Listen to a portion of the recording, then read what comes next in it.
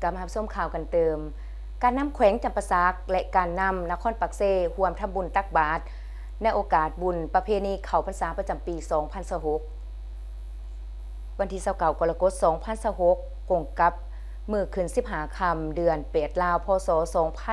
2569เป็นวันบุญเข้าพรรษาการนำแขวงจำปาสักและการนำนครปักเซ่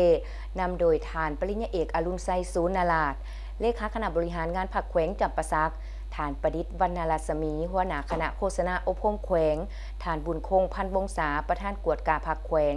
ฐานปริญญาเอกบุญญเดชท่องสวรรค์เลขาคณะบริหารงานพรรคนครปักเซ่ฐานสุขวิสัยศรีสมหวังประธานคณะกรรมการปกครองนครปักเซ่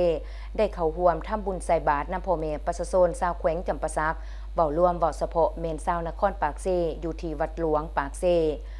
โดยได้รับความเมตตาเข้าร่วมเป็นประธานฝ่ายสงฆ์มีพระอาจารย์มหาสุวรรณจันทราชประธานองค์การพุทธศาสนาสัพพลาแขวงจำปาสักพร้อมด้วยพระเทรานุเทระมีการนำของแขวงการนำนครปักเซ่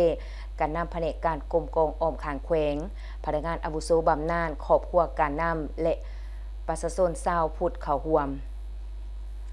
การทำบุญใส่บาตรครั้งนี้เป็นการสืบทอดหีดของประเพณีบุญเข้าพรรษาก็คือวัฒนธรรมอันดีงามของศาสตร์ที่คนลาวชาวพุทธสืบทอดจัดตั้งปฏิบัติกันมาแต่โบราณกาลให้ยืนยงเคียงคู่กับคนลาวตลอดไปในพิธีได้มีการไหว้พระรับศีลถวายทานใส่บาตรและญาตินำเพื่อเป็นการอุทิศส่วนบุญส่วนกุศลให้บิดามารดาครูบาอาจารย์สามีภรรยาบุตรบุตราที่ล่วงลับไปแล้วนั้นให้ไปสู่ภพภูมิที่ดีและเป็นสิริมงคลให้แก่ตนเองครอบครัวอยู่เย็นเป็นสุขทั้งเป็นการเผยแผ่วัฒนธรรมอันดีงามของศาสตร์เติมอีก